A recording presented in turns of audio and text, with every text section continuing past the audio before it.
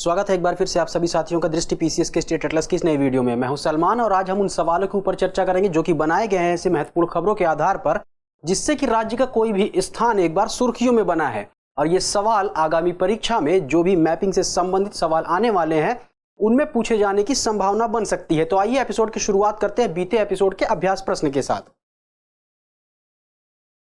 अभ्यास प्रश्न था, उत्तर प्रदेश के रेखा मानचित्र पर स्थानों को ए, बी, सी एवं डी के द्वारा दर्शाया गया है। निम्नलिखित में से किस स्थान को सही नहीं दर्शाया गया है? जो स्थान दिए हुए थे गढ़मुक्तेश्वर, शुक्रताल, कालपी, बटेश्वर, और यह मानचित्र पर इन स्थानों को एबीसीडी के माध्यम से दर्शाया गया था। तो इसमें बहुत से विद्यार्थियों ने जो उत्तर दिया है बी वाला ऑप्शन भी दिया है और बहुत से विद्यार्थियों ने सी वाला भी उत्तर दिया है। तो दोनों ही विद्यार्थी जिन्होंने सी और बी विकल्प दिया है इस प्रश्न का उत्तर दोनों ही सही है, क्योंकि यहां पर एक त्रुटि हो गई थी कि मानचित्र में यहां पर जो शुक्रताल जो कि मुजफ्फरनगर में स्थित है उसका स्थान भी गलत दर्शा दिया गया था और कालपी जो कि जालौन में है उसका स्थान भी यहां पर सही नहीं दर्शाया गया है। तो यदि अगर हम इस प्रश्न को लें तो इसके दो उत्तर होंगे, यानी कि बी और सी। तो सबसे पहले अगर गढ़मुक्तेश्वर की हम बात करें तो गढ़मुक्तेश्वर जो है हापुड़ जिले में स्थित है। वहीं अगर हम शुक्रताल की बात करें तो यह उत्तर प्रदेश के मुजफ्फरनगर जिले में स्थित है।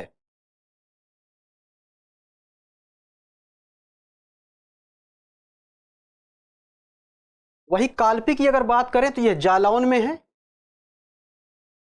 और बटेश्वर की बात करें तो यह उत्तर प्रदेश के आगरा जिले में यमुना नदी के तट पर बसा हुआ है। तो यहीं पर अगर हम देखें तो अब यहां से अगर देखें सबसे पहले गढ़मुक्तेश्वर हापुड़ की स्थिति को अगर हम देखें जो कि ए के द्वारा दर्शाया गया है, तो अगर इस मानचित्र पर हम हापुड़ की स्थिति को देखें तो ये कुछ यहां पर आप देख सकते हैं हापुड़ स्थित है। वहीं अगर हम बात करें शुक्रताल की जो कि मुजफ्फरनगर में है तो मुजफ्फरनगर की स्थिति कुछ यहां पर है, जबकि इसे बी के द्वारा हापुड़ के नीचे दर्शाया गया है, इसलिए इसको भी सही मानचित्र पर नहीं दर्शाया गया है। तो जिन विद्यार्थियों ने इस प्रश्न का उत्तर बी दिया था उनका उत्तर भी सही है और जिन विद्यार्थियों ने इस प्रश्न का उत्तर सी दिया था उनका भी उत्तर सही है, क्योंकि अगर हम जालौन की स्थिति को देखें जो कि सी के माध्यम से यहां पर दर्शाई गई है और अगर इस स्थिति को देखें तो यहां पर जौनपुर जिला होगा ना कि जालौन। वही जालौन की स्थिति को देखें तो जालौन कुछ यहां पर है, यानी कि इसकी स्थिति को भी सही नहीं दर्शाया गया। वहीं अगर बटेश्वर की बात करें जो कि आगरा में यमुना नदी के तट पर स्थित है तो उसकी स्थिति को यहां पर दर्शाया गया है और आगरा यहीं पर आप देख सकते हैं कि कुछ इस तरह से यहां पर स्थित है। तो इसकी स्थिति को बिल्कुल सही दर्शाया गया था। तो यहां पर इसके प्रश्न के दो उत्तर हो जाएंगे, यानी कि बी और सी। और आइए देखते हैं कि आज के एपिसोड का पहला सवाल आप सभी के लिए क्या बनाया गया है। सवाल है, पश्चिम से पूर्व की ओर यमुना नदी में मिलने वाली नदियों का सही क्रम है। चंबल, सिंध, बेतवा, केन, यह चार नदियां हैं। इनको अलग अलग क्रम में व्यवस्थित करके चार विकल्पों के रूप में दिया है और आपको बताना है कि यमुना नदी में मिलने के क्रम में पश्चिम से पूर्व की ओर इनका सही क्रम क्या है। तो आइए मानचित्र से इसकी पुष्टि कर लेते हैं। यहां पर यदि हम देखें तो जो विकल्प में दी हुई नदियां हैं उनके प्रवाह को दिखाया है कि वह किस क्रम में किस दिशा से, यानी कि पश्चिम से पूर्व और पूर्व से पश्चिम की ओर किस तरह से यह यमुना नदी में आकर मिलती हैं। तो यमुना नदी को देखें तो यह यमुना नदी यहां से आप सभी देख रहे हैं कुछ इस तरह से यह प्रवाहित हो रही है उत्तर प्रदेश में, जो कि आगे जाकर के गंगा नदी से मिल जाती है। तो यहां पर सबसे पहले देखें तो चंबल की बात अगर करें, चंबल इससे आकर के ये यहां पर मिल रही है। उसके बाद यहीं पर आप सिंध नदी को भी देख रहे हैं, सिंध नदी भी इसी तरह से आकर के यहां पर मिल जा रही है। तो अगर हम दिशाओं की बात करें तो ईस्ट, वेस्ट, नॉर्थ, साउथ, यदि यहां पर देखें तो थोड़ा सा कंफ्यूजन हो सकता है, क्योंकि यहां पर बात की जा रही यमुना नदी से मिलने की। तो सिंध नदी और चंबल नदी की अगर हम बात करें तो दोनों ही आगे जाकर के यमुना नदी मिल जाती है। लेकिन अगर सिंध की बात करें तो सिंध संभवतः ऐसा माना जाता है कि यह चंबल में पहले विलीन हो जाती है। तो अगर इस तरह से देखें तो सिंध नदी जो है विकल्प में होना ही नहीं चाहिए, लेकिन चूंकि प्रश्न में यह बनाया गया है तो आपको बताना होगा। तो सबसे पहले यहां पर चंबल नदी देख सकते हैं पश्चिम की ओर, तो पहला क्रम हो जाएगा चंबल नदी, यानी चंबल से शुरुआत होगी। वहीं सी, यानी कि दो विकल्प जो बी और सी है वो अपने आप ही कैंसिल हो जाएंगे, तो ए या बी में से कोई एक होगा। तो चंबल के बाद सिंध की बात करें तो सिंध यहां पर आप देख सकते हैं। तो यह कंफर्म हो गया कि ए वाला विकल्प इस प्रश्न का सही उत्तर हो जाएगा। लेकिन जो दो नदियां बच रही उनको भी एक बार हम देख लेते हैं। तो बेतवा को अगर हम देखें तो बेतवा कुछ इस तरह से दक्षिण की ओर से प्रवाहित होते हुए उत्तर की तरफ प्रवाहित हो रही है और ये कुछ इस तरह से यहाँ पर आकर के यमुना नदी से मिल जा रही है। वहीं केन की अगर स्थिति को देखें तो केन यहाँ पर आप सभी देख सकते हैं। तो पश्चिम से पूर्व की ओर सही क्रम जो हो जाएगा चंबल, सिंध, बेतवा और केन।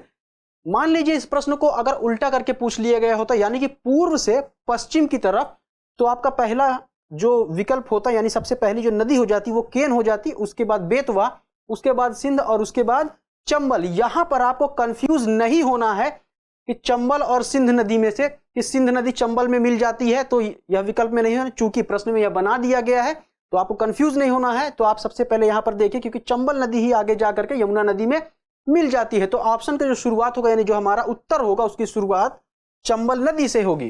क्योंकि यहां पर सिंध की अगर बात करें तो सिंध भी हालांकि विकल्प में जरूर है, लेकिन हम सिंध से इसकी शुरुआत नहीं करेंगे क्योंकि सिंध जो है संभवतः चंबल में जाकर के मिल जाती है। तो इस तरह से प्रश्न का जो सही उत्तर हो जाएगा ए वाला हो जाएगा। चलिए अगले प्रश्न को देखते हैं। वाराणसी की सीमा निम्नलिखित में से किसके साथ साझा नहीं होती? आजमगढ़, चंदौली, गाजीपुर, जौनपुर। जैसा कि आप सभी को पता होगी वाराणसी का ऐतिहासिक महत्व तो है ही है, साथ ही साथ इसका धार्मिक रूप से बहुत ज्यादा महत्व है। तो इसी वजह से इस प्रश्न को इसमें फ्रेम किया गया है, बनाया गया है। और आइए देखते हैं कि वाराणसी जिले की सीमा निम्नलिखित में से किसके साथ साझा नहीं होती। अगर वाराणसी जिले की हम बात करें तो वाराणसी कुछ यहां पर आप देख सकते हैं इस तरह से स्थित है। वहीं दिए गए विकल्प में अगर हम बात करें तो आजमगढ़ दिया हुआ, यहां से यदि देखें तो इसकी सीमा इसके साथ संलग्न नहीं हो रही। वहीं जौनपुर की सीमा इसके साथ संलग्न हो रही है, चंदौली के साथ इसकी सीमा संलग्न हो रही है। इसके अलावा विकल्प में दिया हुआ है गाजीपुर दिया हुआ है, तो गाजीपुर की अगर बात करें तो गाजीपुर की भी सीमा इसके साथ संलग्न हो रही है।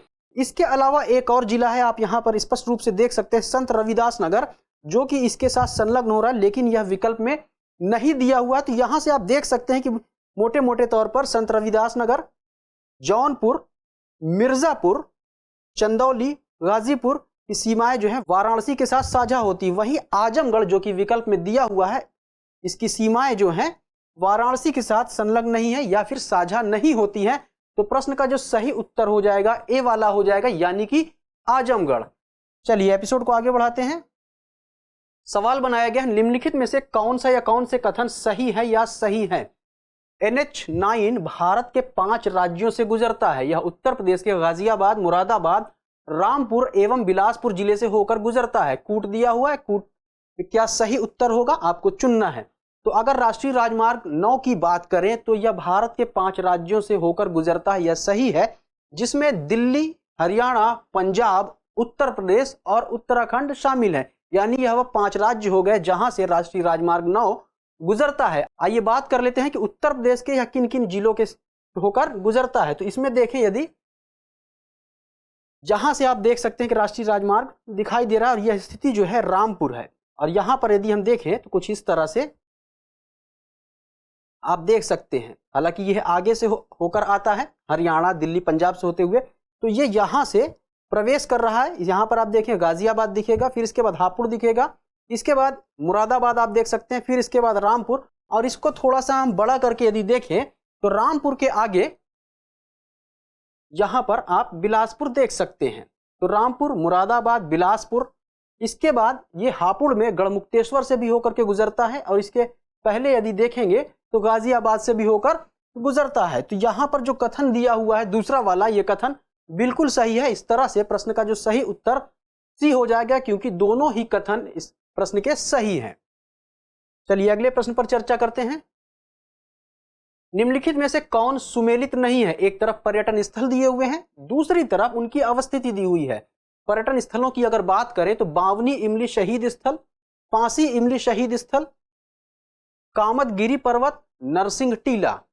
और इनके समक्ष जो स्थान दिए हुए हैं या जो जिले दिए हुए उत्तर प्रदेश के वो है कानपुर, प्रयागराज, चित्रकूट और जालौन। तो बावनी इमली शहीद स्थल की अगर बात करें तो ये कानपुर में स्थित ना होकर के बल्कि उत्तर प्रदेश के फतेहपुर जिले में स्थित है। तो यही वाला विकल्प आपका सही उत्तर हो जाएगा इस प्रश्न का, क्योंकि यह सुमेलित नहीं है। वहीं फांसी इमली शहीद स्थल की बात करें तो इसका अपना एक ऐतिहासिक महत्व है, क्योंकि आज़ादी के समय जब स्वतंत्रता संग्राम चल रहा था अंग्रेजों से, तो उस दौरान बहुत से शहीदों को यहीं पर फांसी दिया गया था। तो यह प्रयागराज में स्थित है। और कामतगिरी पर्वत की बात करें तो यह उत्तर प्रदेश के चित्रकूट जिले में स्थित है, जो कि धार्मिक रूप से बहुत ही महत्वपूर्ण जिला है उत्तर प्रदेश का। नरसिंह टीला की बात करें तो यह जालौन में स्थित है। तो आइए फतेहपुर की स्थिति को देखते हैं कि यह मानचित्र पर कहां पर स्थित है। तो फतेहपुर को देखें तो ये कुछ यहां पर स्थित है। और इससे संबंधित जिलों की अगर बात करें, कौन कौन से जिले इसकी सीमा को टच करते हैं, तो उसमें आप देख सकते हैं बांदा, चित्रकूट, कौशाम्बी, प्रतापगढ़, रायबरेली, उन्नाव, कानपुर अर्बन और कानपुर रूरल। यानी कि अगर दोनों को मिला करके बात करें तो कानपुर हम कह सकते हैं। हालांकि कानपुर को दो भागों में करके हम पढ़ते हैं, कानपुर देहात और कानपुर नगर। तो फतेहपुर जो कि यहाँ पर सुमेलित नहीं है, यानी कि इसका उत्तर जो है फतेहपुर होना चाहिए, क्योंकि 52वीं इमली शहीद स्थल जो है फतेहपुर में स्थित है, ना कि कानपुर में। तो उससे कौन कौन से जिले संबद्ध हैं या अपनी सीमा साझा करते हैं? कानपुर, उन्नाव, रायबरेली, प्रतापगढ़, कौशाम्बी, चित्रकूट, बांदा, और यहाँ पर हमीरपुर भी इसके साथ अपनी सीमा को साझा कर रहा है। चलिए बात करते हैं अगले प्रश्न पर। उष्णकटिबंधीय कांटेदार वन मुख्यतः राज्य के किस क्षेत्र में पाए जाते हैं? विकल्प है भाबर एवं तराई क्षेत्र, पश्चिमी मैदानी क्षेत्र, दक्षिणी क्षेत्र, पूर्व एवं मध्य मैदानी क्षेत्र। तो यहां पर उष्णकटिबंधीय कांटेदार वन की अगर बात करें तो यह उत्तर प्रदेश के दक्षिणी क्षेत्र में स्थित है। अगर बात करें यह वन जहां पर पाए जाते हैं, यहां पर मुख्य रूप से 50 से 75 सेंटीमीटर वर्षा की प्राप्ति होती है। तो इसको एक बार मानचित्र पर देखते हैं कि यह कहां पर स्थित है। दक्षिणी क्षेत्र की अगर बात करें हम, तो यहां पर आप देखें तो खासकर यह वाला जो क्षेत्र इसके अंतर्गत यहां पर देख सकते हैं, जो ये वाला क्षेत्र है, इसमें झांसी, ललितपुर, जालौन, हमीरपुर, बांदा इत्यादि जिले शामिल हैं। मुख्य रूप से इसके अंतर्गत आने वाले जिले हैं जहां पर इस तरह के वन पाए जाते हैं, और इस क्षेत्र को बुंदेलखंड क्षेत्र भी कहा जाता है। हालांकि इसके अलावा प्रयागराज, मिर्जापुर और सोनभद्र के दक्षिणी क्षेत्रों में भी इस तरह के वन देखे जाते हैं। अगर प्रयागराज की बात करें तो वो यहां पर है, इसके अंतर्गत जो इसका दक्षिणी पोर्शन है यहां पर। वहीं मिर्जापुर की बात करें तो मिर्जापुर का जो दक्षिणी क्षेत्र है उसके अंतर्गत, और सोनभद्र का जो दक्षिणी क्षेत्र है यहां पर भी इस तरह के वन यानी कि उष्णकटिबंधीय कांटेदार वन पाए जाते हैं। तो यहां से प्रश्न का सही उत्तर सी वाला हो जाएगा।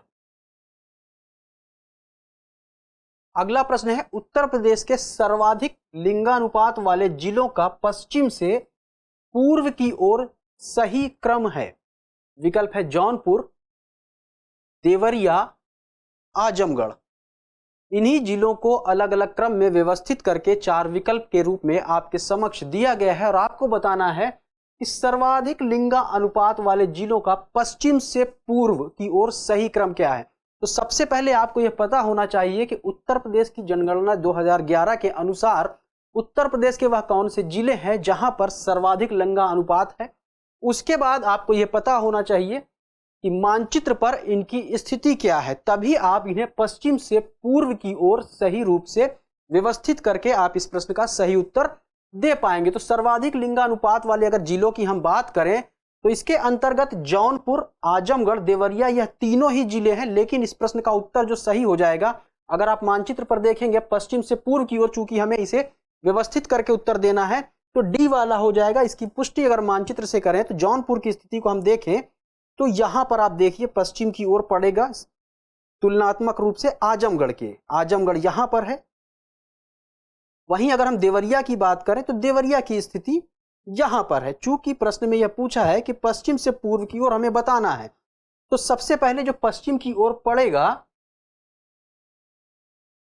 वह हो जाएगा जौनपुर, फिर उसके बाद अगर हम देखेंगे तो आजमगढ़, और उसके बाद देवरिया। यानी कि इन तीनों जिलों में सबसे पूर्व की ओर देवरिया और सबसे पश्चिम की ओर जो है जौनपुर की स्थिति होगी। तो यहां से जो डी वाला विकल्प है इस प्रश्न का सही उत्तर हो जाएगा। अगला सवाल बनाया गया है, उत्तर प्रदेश का सोनभद्र जिला अन्य राज्यों के कितने जिलों के साथ अपनी सीमा साझा करता है? 3, 4, 5, 6।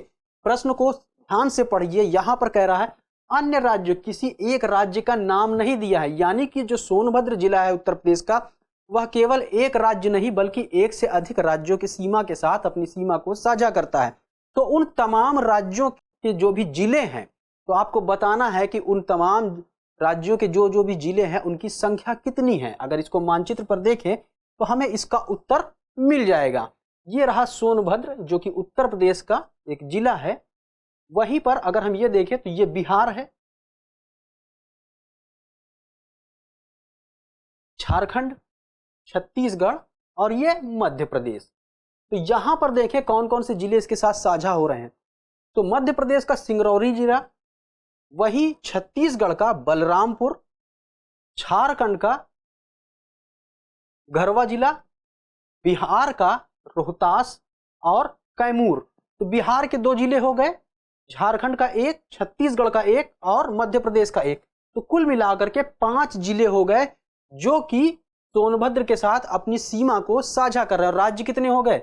1, 2, 3, 4, यानी कि सोनभद्र जो है 4 राज्यों के साथ अपनी सीमा को साझा कर रहा है। और इसको टच करने वाले जिलों की अगर बात करें तो इन चारों राज्यों में मिलाकर के 5 जिले हो जाते हैं। तो प्रश्न का सही उत्तर यहां से हो जाएगा सी वाला, यानी कि 5 जिले।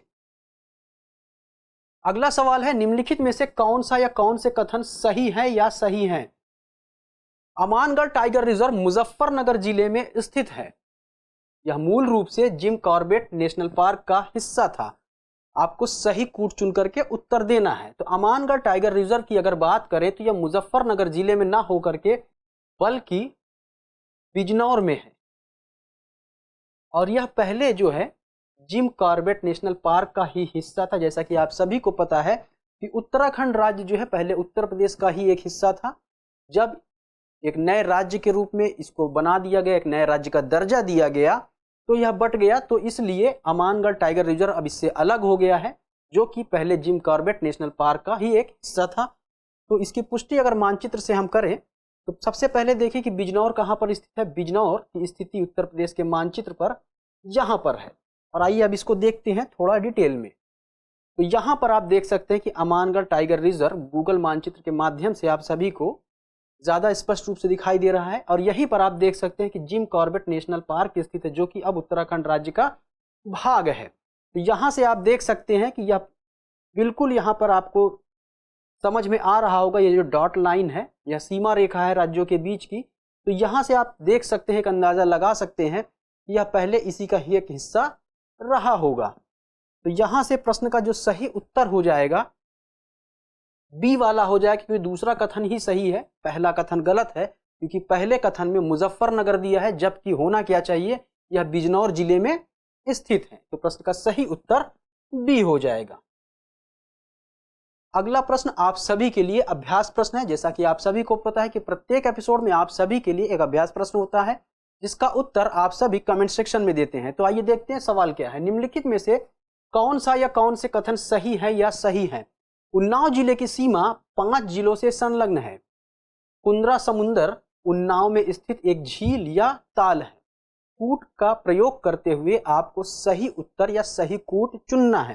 केवल 1, केवल 2, 1 और 2 दोनों, ना तो 1 और ना ही 2। तो क्या इसका सही उत्तर होगा? कमेंट सेक्शन में दर्ज कर दीजिए। हमें उम्मीद है कि आज के एपिसोड के माध्यम से, जिन सवालों के माध्यम से, जिन स्थानों के ऊपर चर्चा की गई, जिनके बारे में आप सभी को बताया गया, वो आपके प्रश्न पत्र के लिहाज से काफी महत्वपूर्ण हो सकते हैं। तो मिलते हैं अगले एपिसोड में कुछ नए प्रश्नों के साथ। तब तक पढ़ते रहिए, आगे बढ़ते रहिए। शुक्रिया।